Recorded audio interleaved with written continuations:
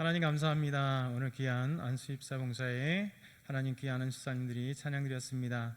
하나님 신실한 주님의 모습으로 하나님 앞에 찬양드렸사오니 받으시고 우리 안수사님들 삶 가운데 또 직장과 모든 곳 가운데 하나님의 은혜가 하나님의 사랑이 넘쳐날 수 있도록 도우시고 또 귀한 교회와 또 하나님의 나라의 든든한 기둥들 될 수 있도록 인도하여 주옵소서.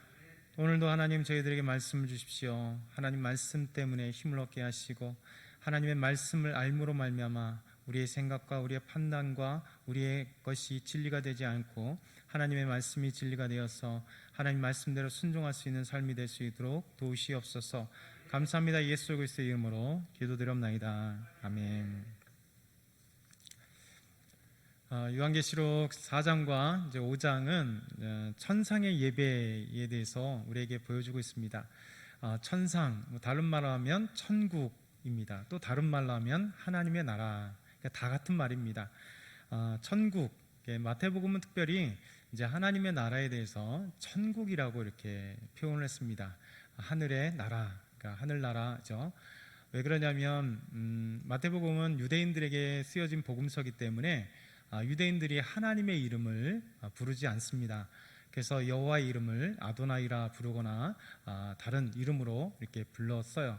그러다 보니까 하나님의 나라, 그러니까 하나님의 이름, 여호와의 이름을 피하기 위해서 천국이라고 마태복음 그렇게 특별히 사용합니다. 다른 복음서는 이제 하나님의 나라라고 천국, 하늘나라, 하나님의 나라라고 표현합니다. 그래서 하나님의 나라는 두 가지입니다. 천국은 두 가지예요. 이 땅에 살면서 하나님의 나라를 사는 것, 저와 여러분은 하나님의 나라의 백성들이죠. 그러니까 하나님의 나라의 백성들이라고 뭐냐면 우리는 분명히 대한민국에 살고 있고 대한민국의 국민으로 살고 있고 땅에 살고 있고 대통령의 통치를 받고 있지만 이런 보여지는 나라와 별개로 영적인 진짜 하나님의 나라를 살고 있습니다. 그 하나님의 나라는 통치의 개념입니다. 이 온 우주가 또 지구뿐만 아니라 온 우주 그리고 영적인 세계까지 다 하나님의 나라 영토잖아요. 그러니까 하나님이 다스리는 영토 그리고 하나님의 다스림이 있는 것입니다. 그래서 우리는 하나님의 백성이 되어서 하나님이 우리를 다스리는, 그래서 하나님의 통치를 받고 있는, 그래서 우리는 하나님의 자녀들 또 백성들이라고 그래요. 그래서 우리의 왕은 하나님이시고 우리 하나님이 우리의 왕권의 통치자이십니다. 그래서 우리 모든 백성들이 이제 하나님의 나라에 살고 있어요. 그래서 우리가 죽기 전에도 이미 하나님의 통치를 받고 하나님의 자녀로서 하나님의 백성으로서 이 땅에 살고 있지만 이 땅은 모두 하나님의 땅이기 때문에 하나님의 영토이기 때문에 영토에 살고 있는 우리 하나님의 백성들이 하나님의 다스림, 하나님의 통치를 받고 있기 때문에 이제 하나님의 나라에 천국에 살고 있습니다. 그러나 이제 이것으로 끝나는 게 아니에요. 사람은 죽잖아요. 흙으로 됐으니 흙으로 돌아가게 되어 있습니다. 그러면서 우리가 죽으면 이제 천국에 하나님의 나라, 이제 영원토록 육신이 있기 때문에 이 세상에 하나님의 나라는 뭐 50년이 됐든 100년이 됐든 이제 삶을 마감할 수밖에 없습니다. 계속 이어지는 하나님의 나라는 영원한 천국, 하나님의 나라를 의미합니다. 그 오늘 요한계시록 4장과 5장에 나오는 그 천상의 예배는 이제 영원토록 있을 그 하나님의 나라, 천국에 있을 모습을 우리가 보여주는 거죠. 그래서 하나님은 이 세상을 창조하고 또 인간을 창조한 가장 큰 목적, 그 목적은 한 가지입니다. 그것은 바로 예배입니다. 우리 하나님의 백성인 우리가 하나님께 예배를 드리는 거예요. 영어로 서비스라고 하잖아요. 서비스. 다양한 말들이 워십이라고 하기도 하고 서비스라고 하기도 다양한 말로 표현됩니다. 그러니까 서비스가 뭡니까? 이렇게 누군가에 대해서 우리가 대하는 겁니다. 그러니까 예배란 뭐냐면 하나님께 우리를 드리는 거예요. 그래서 찬양으로 드리고 감사, 우리 물질로 하나님께 드리고 또 기도로 드리고 또 말씀을 들음으로써 그 말씀의 응답으로 하나님께 드리고, 그래서 이 예배 시간에 그 모든 것들이 다 같이 있죠. 그래서 찬양이 있고 말씀이 있고 기도가 있고 그 다음에 헌금, 물질로 하나님께 나아가고 그 다음에 이 시간에 시간을 들여서 하나님 앞에 나아가는 것. 그래서 이 자리에 있다는 건 뭐냐면 그게 되게 중요한 겁니다. 예배의 가장 속성 중에 하나 중요한 것이 뭐냐면 나를 드리는 거예요. 그러니까 다른 것은 내가 드리는 하나의 표현입니다. 찬양은 내가 드리는 표현, 감사는 내가 드리는 표현, 그다음 어떤 것을 표현하는데 누가 드려야 되냐면 내가. 그래서 예배의 그 안에 반드시 내가 들어가 있습니다. 우리 자신이 그 예배를 드리지 않으면 그것은 가짜 예배가 되는 거죠. 그래서 예배는 그렇게 드리는 게 중요합니다. 그러니까 하나님 근데 이 우주 만물을 창조하고 저와 여러분을 창조하신 목적, 그 목적 제일 중요한 목적이 하나님이 영광 받으시는 것, 곧 예배를 받으시기 위해서 하나님은 예배를 받기 위해서 이 우주 만물과 인간을 창조하셨습니다. 그래서 사람만 예배하는 것 같지만 그렇지는 않습니다.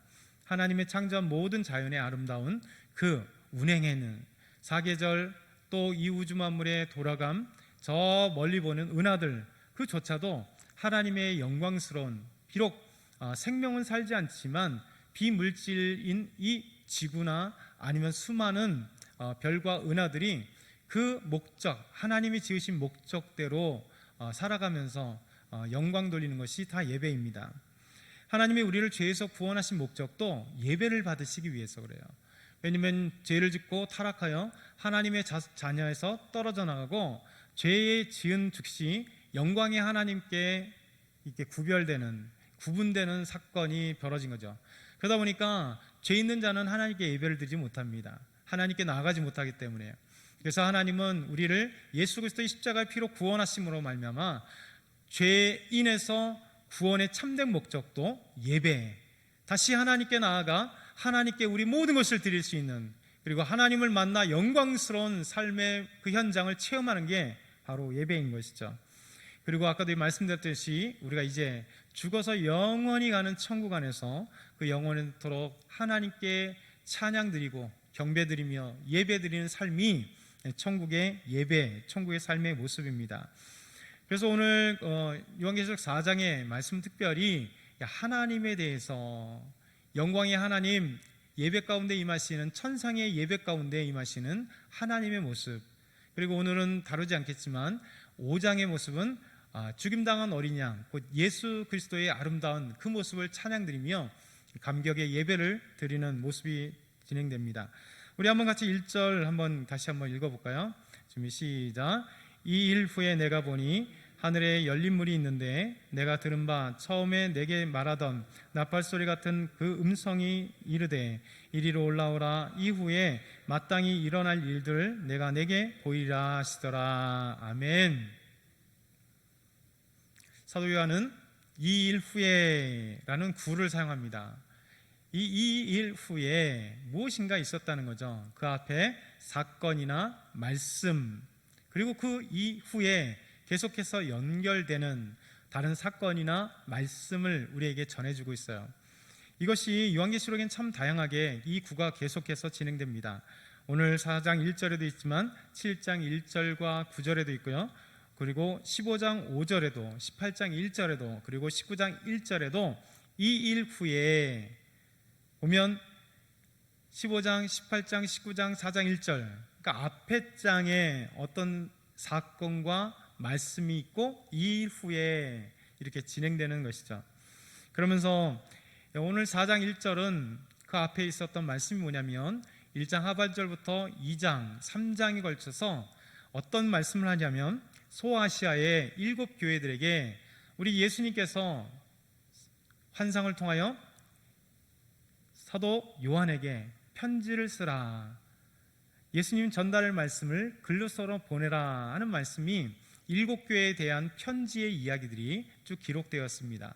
그리고 3장으로 끝나면서 4장 1절에 이 일 후에 소아시아 7 교회에 우리 예수님께서 보내시는 말씀, 그 말씀을 한 이후에 이런 일이 있었다는 것이죠. 그러면서 어떤 일이 있냐면 이 일 후에 내가 보니, 사도 바울이 보았습니다. 근데 하늘에 열린 문이 있는데 환상을 통해서 보여지는데 놀라운 환상이 계속해서 펼쳐지고 있어요. 어떤 환상이 펼쳐지냐면 하늘에 열린 문이 있대요. 문이라고 하는 표현이 있습니다. 성경에는 문이라는 표현들이 참 많아요. 그럴 뿐만 아니라 고대에는 이 문이라는 표현들을 참 많이 사용했습니다. 어떤 문이요? 천국으로 가는 문, 지옥으로 가는 문. 그래서 요한계시록 1장 18절에도 사망과 음부의 열쇠, 이게 문이에요. 사망과 음부, 곧 죽음이죠. 지옥으로 가는 열쇠, 지하세계 가는 열쇠, 문이다라고 얘기합니다. 그럼 오늘 말씀은 하늘에 문이 있대요. 그 문을 통과해야 천국이 보이겠죠. 그러니까 여러분 그냥 쫙 영상으로 한번 생각해 보세요. 하늘이 보이고 사도 요한이 하늘을 봤는데 그곳에 하늘에 큰 문이 있어요. 그리고 그 문이 열릴 때 누가 열어요? 하나님이 여시는 거예요. 그러면서 쫙 천국이 보여지는 겁니다. 환상 가운데. 그것을 생각하시면 됩니다. 이게 문이 고대에도 많이 있다 그랬잖아요. 이집트도 보면 그 지하 세계로 가는 게 문이 있어요. 지하 세계 가는 문, 거길 지키는 게 누구예요? 지하 세계의 가장 중요한 지킴이 아비누스 신이 그것을 지키는 거죠. 그리스 신화에도 마찬가지입니다. 그리스 안에서 보면 사람은 죽어서 하데스로 갑니다. 하데스. 그러니까 이 하데스는 지옥과 같은 곳, 지하 세계에 있대요. 근데 우리 성경하고는 달라요. 그리스 신화를 보게 되면, 그리스 신화에 보면 이 하데스는 사람이 죽어 영혼이 가는데 그냥 무의식 상태야. 아무런 의미 없는 그 영혼이 계속 영혼토로 있는 거예요. 그러니까 얼마나 비참해요. 근데 이것이 누가요? 신이 아닌 모든 인간이, 그러니까 잘나고 못나고 상관없이 그렇게 불쌍한 영혼들이 그 하데스에 있는 거예요. 그러나 우리 성경은 그렇게 얘기하지 않습니다. 사람은 죄를 지으면 반드시 하나님께 심판받아 영원한 지옥이고, 하나님의 자녀들, 구원받은 백성들은 영원한 천국에서 죽음도 맛보지 않고 죽지도 않고 눈물도 흘리지 않고 병도 없고 정말 행복한, 하나님만을 찬양한 그 아름다운 영원한 천국으로 가게 된다, 이렇게 말씀하고 있죠.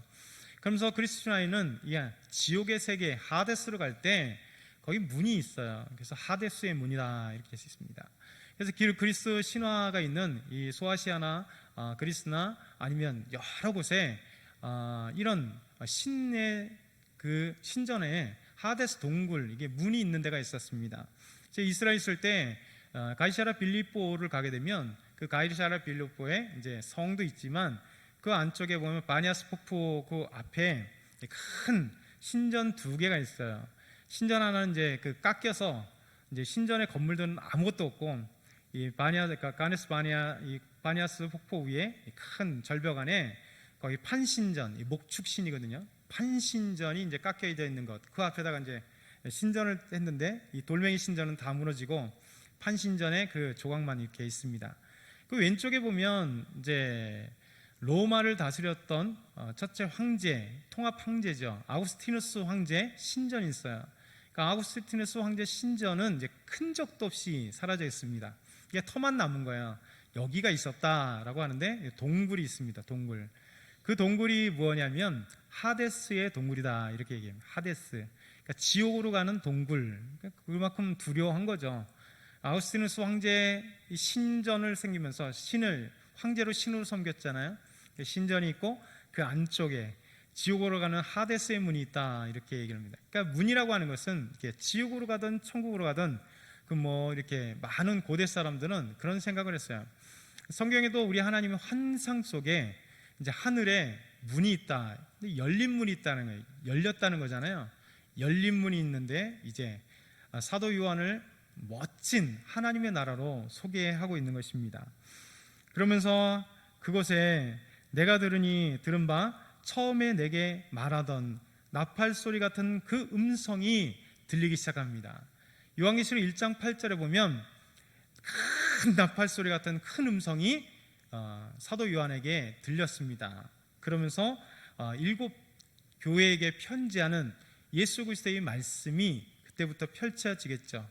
그래서 요한계시록 1장 10절 11절에 보면 큰 나팔 소리, 그 음성이 들렸던 그 처음 음성과 같은 소리가 사도 요한에게 다시 들린 겁니다. 그러면서 뭐라고 얘기하냐면 이리로 올라오라. 어디로요? 하늘에 문이 있으니까 그 하늘로 올라오라. 환상을 보는 거잖아요. 쫙 올라가서 이제 이리로 올라오라 청하고 있습니다. 그리고 이제 천국을 보여주는 거죠. 그러면서 이 후에 마땅히 일어날 일들을 내가 내게 보이리라. 앞으로 일어날 일들에 대해서 내가 보이리라. 그러면서 지상에 있을 앞으로에 될 일이 아니라 이제 우리 모든 사람들이 사도 요한이 죽어도 이제 곧 보게 될 그 천상의 예배, 그리고 우리 모든 사람들이 죽어서 이제 가야서 보여하게 될 천상의 예배를 보여주시고자 원하신 거예요. 그러면서 이 후에 마땅히 일어날 일을 내가 내게 보이리라, 우리 하나님 말씀하시는 겁니다.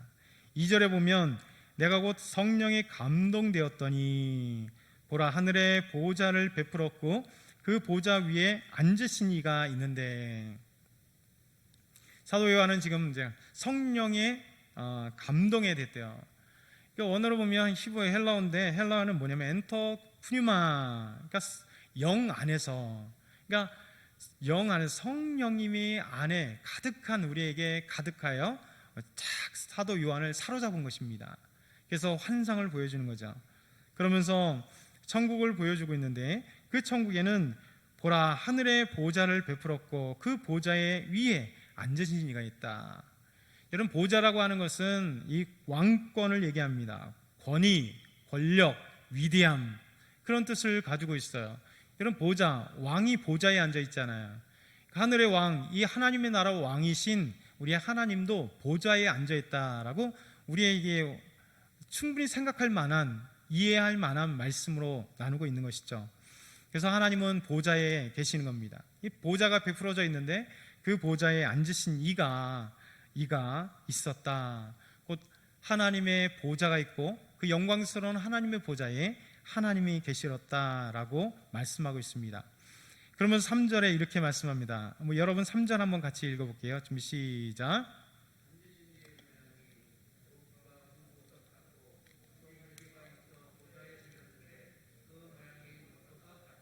아멘. 여러분, 앉으신 이의 모양이 어떻습니까? 비유적인 말씀입니다. 그런데 벽옥과 홍보석 같고, 그리고 무지개가 있는 보좌를 쫙 둘러서 있다. 그려지나요? 하나님의 보좌가 있고 하나님이 앉아 계시는데 그 보좌, 그 하나님이 앉으신 그 보좌에 앉으신 하나님의 모습이 너무 아름다워서 마치 벽옥과 홍보석과 같은 그 아름다운 같은 이라고 하는 이 지규를 사용하고 있습니다. 그러면서 무지개가 쫙 둘러앉아 있는, 여러분 천상의 하늘문을 쫙 열었더니 쫙 하나님이 보시는데 하나님의 그 표현이 그렇다는 거예요. 보좌가 있고 앉으신 그분이 있다. 벽옥은 성경에 보면 이 하나님에 대한 지규, 그러니까 벽옥 같은 하나님, 이 아름다운 보석과 같은 하나님, 빛나는 하나님, 그러면서 하나님의 영광을 나타내는 새 예루살렘도 벽옥으로 나타나집니다. 21장 19절에 보게 되면 천상의 예루살렘, 예루살렘 성이 쫙 둘러앉아 있고 문이 뭡니까? 진주, 벽옥, 수많은 그런 아름다운 그 보석들이 있는, 그러니까 가장 아름답다는 거예요. 사람이 형용할 수 없는 그 아름다운 금과 보석과 진주와 다이아몬드와 사파이어와 수많은 것들이 휘황찬란하게 있는 하나님의 새 예루살렘, 천국이 그런 모습들을 우리에게 보여주고 있습니다. 이런 보석이 아니에요. 그러면 문제가 되죠. 실제 보석이라면 영혼이 실제 안에 이렇게 있나, 이런 생각이 듭니다. 근데 하나님은 우리 환상 가운데 우리가 이해할 수 있는 천국의 모습을 아름답게 보여줘요. 여러분 얼마나 멋있습니까? 이 말씀 보면서 또 요한계시록 21장과 22장에 보면 천국의 그 놀라운 것들을 우리는 충분히 이해할 수 있습니다. 그래서 많은 사람들이 내가 본 천국에 대해서 봤다고 하는 질문이 옛날에도 있었고 지금도 있습니다. 얼마 전에도 지나가다 책을 보니까 이 사람이 의사였어요. 이대에 의대를 나오고 미국의 하버드대 의대에서 박사를 받은 분인데 목사님이 됐어요. 근데 내가 본 천국에서 몇 권을 냈다 밖에 신문, 기독신문에다가 내버렸어요. 저는 별로 보고 싶지 않네요. 왜냐하면 성경만 해도 얼마든지 아름다운 천국을 이해할 수 있거든요. 그래서 우리 아들 세진이가, 둘째 아들이 종종 이제 하나님 나라에 대해서 물어봐요. 천국은 어떻게 생겼어? 천국은 어떻게 생겼어? 천국은 어떤 모양이야? 야, 성경이 이렇게 돼 있어? 진짜야? 그럼 진짜지. 하나님의 말씀이 갔다 오지 않아도 얼마든지 성경에 아름답게 표현되어 있기 때문에 성경 굳이 더 이상의 우리에게 천국을 보여주지 않습니다. 혹시나 갔다 올 수도 있지만 참고사항이지 그런 사람들의 책이나 간증을 그렇게 들을 필요가 없어요. 들어보면 다 비슷한 얘기예요. 그렇지 않습니까? 이렇게 놀랍게 이제 하나님의 나라를 너무 멋진 표현들로 우리에게 이해해주고 있어요. 이해할 수 있잖아요. 얼마든지. 그럼 4절에 보니까 이렇게 말씀합니다. 또 보좌에 둘러 24 보좌들이 있고 그 보좌들 위에 24 장로들이 흰 옷을 입고 머리에 금관이 쓰여졌다. 이런 보좌가 하늘문을 여니까 큰 보좌가, 그 보좌에 앉으신 하나님이, 그리고 보좌들이, 천사의 보좌들이, 그리고 24 장로, 12장로 24 장로 보좌들이 쫙 있고 거기에 흰옷 입을 장로들이 머리에 금관을 쓰고 앉아있다. 얼마든지 그려볼 수 있죠. 쫙 그런 모습으로 그려져 있습니다. 이런 보좌에 앉아있는 그 보좌에, 하나님 보좌 옆에는 천사들의 보좌가 있고 14장로 둘레에 24장로의 보좌가 있습니다. 여러분, 24 보좌는 24 장로가 뭘까? 그런 것들이 구약에 연관된 장로일까? 신학자들은 많은 것들 결론을 내지 못합니다. 그래서 구약의 많은 장로들의 그 대표성이 아닐까, 그렇죠? 그런 내용도 있고, 또 이것이 천사가 아닐까, 그런 내용도 있습니다. 이사야서 24장 23절에 보면 그때의 달이 수치를 당하고 해가 부끄러워하리니 이는 만군의 여호와께서 시온산 예루살렘에서 왕이 되시고 그 장로들 앞에서 영광을 나타내실 때에, 그러니까 우리 하나님이 시온산 예루살렘에서 영광을 드러내실 때 그때도 장로들이 함께 했었던 모습들을 우리에게 보여줍니다. 그래서 5절에 보면 보좌로부터 번개와 음성과 우리소리, 어서 많이 들어보는 그런 그림 아닐까요? 어디서 볼까요? 모세가 시내산에서 하나님을 만날 때 천둥과 우레소리로, 하나님이 사람 옆에 직접 나타나면 모든 사람이 죽기 때문에 모세조차도 천둥으로 울리는 음성과 뇌성과 그리고 엄청난 구름 사이에 음성으로 그 하나님을 만날 수밖에 없었던, 그래서 사도 요한도 환상으로 천국을 가서 하나님 보는데, 천상의 예배를 둘러보는데 하나님에 대해서 그냥 이것같이 아름다운 벽과 홍보석과 그 보좌에 무지개가 둘러싸 있고 어마어마한 그 환상의 모습을 보지만 하나님에 대해서 눈을 봤다는 얘기하지 않습니다. 너무 화려해서 말로 가히 표현할 길 없는 하나님의 놀라운 그 모습을 우리에게 보여주고 있어요. 그러면서 다시 보좌로부터, 하나님으로부터 번개와 음성과 우레소리가 나고 보좌 앞에 현 등불 7이 있는데 이는 하나님의 7 영이라. 놀라운 하나님의 거룩과 권위와 위엄이 보좌에 있습니다. 그러면서 보좌 앞에 현 등불 7이 있어요. 7은 7개라고 생각도 되겠지만 7은 완전수입니다. 완전한 7 등불이. 그래서 하나님의 7 영이라고 얘기를 해요. 성령, 하나님의 영을 이렇게 얘기합니다. 계시록 1장 4절을 보면 요한은 아시아에 있는 7교회에 편지하노니 이제도 계시고 전에도 계셨고 장차 오실 이와 그의 보좌의 앞에 있는 7 영과, 또 3장 1절에도 사대교회 사자에게 편지하노라. 하나님의 7 영과 7뼈를 가지신 이가 이르시되 내가 내 행위를 아노니 내가 살았다 하는 이름은 가졌으나 죽은 자로다. 7 촛대, 때로는 교회를 얘기하고 교회의 머리신 예수 그리스도, 때로는 성령을 얘기하기도 하고, 그러니까 약간씩 다르고 정확한 얘기를 할 수 없지만 그래도 하나님의 영이라고 생각됩니다. 그러면서 주석학자들은 이사야 11장 2절 3절에 보면 하나님의 영이신, 제가 세보면 7개인데 6개인데 그 안에 다른 것을 하나 또 넣었더라고요. 무엇이냐면 그 위에 하나님의 영 곧 지혜, 총명의 영 총명, 그리고 모략과 재능의 영 모략과 재능, 그리고 지식과 여호와를 경외하는 영, 6개인데 수석학자는 이제 겸손인가 뭔가를 집어넣어서 7개의 영, 곧 성령임을 가리킬 때 7가지의 영, 그래서 7가지를 가리키는 영, 곧 성령을 가리킨다라고 말씀합니다. 완전하신 성령님이 하나님의 보좌 옆에 있다라고도 할 수 있습니다. 6절에는 이렇게 말씀합니다. 같이 한번 6절 읽어볼까요? 시작. 보좌 앞에 수정과 같은 유리바다가 있고 보좌 가운데 보좌 주위에 4 생물이 있는데 앞뒤에 눈들이 가득하더라. 네 생물. 여러분, 천국엔 천상에는 네 생물이 있대요. 어서 많이 들어본 것 같죠? 성경 공부를 많이 하고 성경을 많이 보신 분은 탁 어디가 생각나야 돼요? 어디가 생각날까요? 네 생물이 나타나는 에스겔의 네 생물이 나타납니다. 그러면서 이 생물에는 수정과 유리바다, 그러니까 네 생물이 있고 천국의 수정같이 그리고 유리바다가 쫙 펼쳐져 있대요. 에스겔 1장 22절, 그 생물 머리 위에는 수정 같은 궁창 형상이 있어 보기에 두려운데 그들의 머리에 펼쳐져 있고, 22장 요한계시록 22장 1절과 2절, 자라는 천국에도 이렇게 표현했습니다.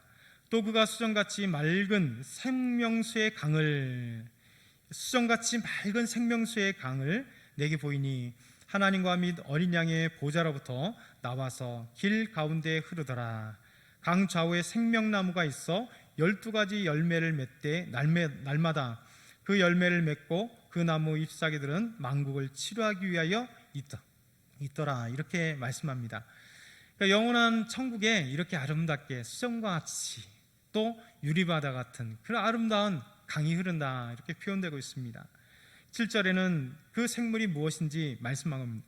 그 첫째 생물은 사자 같고, 그 둘째 생물은 송아지 같고, 그 셋째 생물은 얼굴이 사람 같고, 그 넷째 생물은 날아가는 독수리 같다라고 말씀하세요. 사자, 송아지, 사람 얼굴, 사람, 그 다음에 날아가는 독수리, 이렇게 표현합니다. 사자는 무엇을 상징하느냐면 위엄과 권능을 상징해요. 송아지는 꾸준한 노력과 노동력과 인내를, 사람은 지성을, 독수리는 최고의 주권을 상징하는 이 네 생물들이 잘 있다라고 얘기합니다. 사복음서도 네 생물로 우리에게 표현됩니다. 이 사복음서의 특징을 가지고 신학자들은 네 생물을 가지고 특징을 표현합니다.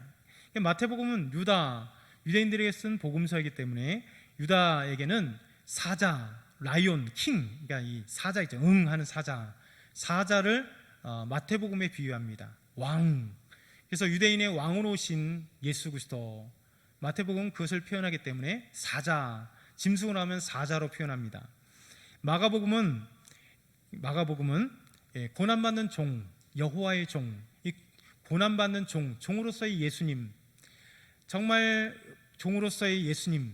그래서 고난받는 종을 표현하기 위해서 송아지, 소로 표현하면 송아지. 누가복음은 뭘로 표현하냐면 인자, 사람의 아들로 이 땅에 오신 사람의 아들의 측면으로 누가복음을 많이 설명하기 때문에 인자로 표현되는 사람의 아들, 그러니까 사람의 얼굴, 이 네 생물 중에 세 번째 사람. 요한복음 뭘 표현하냐면 독수리가 뭡니까? 제왕이죠, 제왕. 그래서 독수리는 하나님의 아들의 상징. 그래서 요한복음은 하나님으로서의 예수님을 잘 표현해주고 있잖아요. 그래서 이렇게 네 생물로도 복음서를 표현하고 있습니다. 그래서 이 네 생물들은 천사라고 하기도 합니다. 그래서 많은 주석학자들이 이 네 생물, 표현되는 이 네 생물이 천사들의 모습들을, 그 각가지 그 권능과 상징을 갖고 있는 천사들의 모습이다라고 얘기합니다. 그러면서 8절에 보면 네 생물은 각각 6 날개를 가지고 그 안과 주위에 있는 눈들이 가득하더라. 그들이 밤낮 쉬지 않고 이르기를, 여러분 같이 한번 읽겠습니다. 거룩하다, 시작. 거룩하다, 거룩하다, 거룩하다. 주 하나님 곧 전능하신 이여, 전에도 계셨고 이제도 계시고 장차 오시리라. 아멘. 여러분, 네 생물 천사가 각각 6 날개를 갖고 그 안과 주에는 눈들이 가득하면서 밤낮 쉬지 않고 찬양합니다. 무엇을 찬양합니다? 하나님. 거룩하다, 거룩하다, 거룩하다. 주 하나님 곧 전에 전능하신 이여, 전에도 계셨고 이제도 계시고 장차 오실리. 그러니까 하나님의 특징에 대해서 찬양하는 거죠. 여러분, 하나님의 속성 중에 가장 중요한 속성 하나가 뭘까요? 거룩함입니다. 죄와 구별된 거룩함. 하나님은 거룩하신 하나님입니다. 그래서 내가 거룩하니 너희도 거룩하라. 거룩한 삶을 우리에게 주시는 것입니다. 천사들이 네 생물이 찬양하는데 거룩하다, 거룩하다, 거룩하다. 이제 요한계시록 5장에도 죽임당한 어린 양을 계속 찬양하는데 거룩이라는 단어가 엄청 중요하게 사용합니다. 천상의 예배는 이렇게 24 장로들이 둘러앉아 있고, 그래서 네 생물이 하나님을 찬양하는데 하나님을 향하여 거룩하다 거룩하다 거룩하다 밤낮 쉬지 않고 하나님을 찬양하는 천상의 예배가 진행되는 것이죠. 그 하나님 누구십니까? 주 하나님, 곧 전능하신 하나님이시다. 그리고 전에도 계시고 그리고 지금도 계시다. 무슨 얘기입니까? 영원하신 하나님, 곧 거룩하신 하나님, 전능하신 하나님, 영원하신 하나님, 그 하나님이 거룩하다 거룩하다 거룩하다. 그리고 이제도 계신 그 하나님이 장차 오실 하나님, 심판주로 이 땅에 오실 하나님을 찬양하고 있습니다. 여러분, 이 찬양은 거룩하다 거룩하다 거룩하다는 구약에도 나와요. 스랍 천사들이 찬양하는 그 환상을 이사야 선지자가 보았거든요. 이사야 6장 2절과 3절, 얼마 안 남았는데 여러분 표현하시죠? 이사야 6장 2절과 3절 한번 찾아보겠습니다. 구약성경 이사야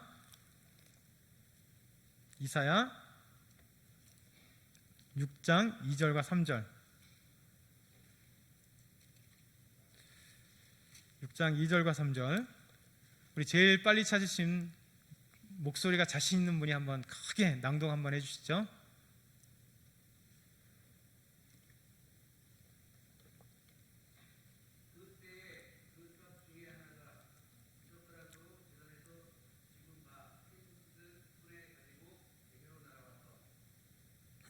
이사야 6장 2절과 3절이요.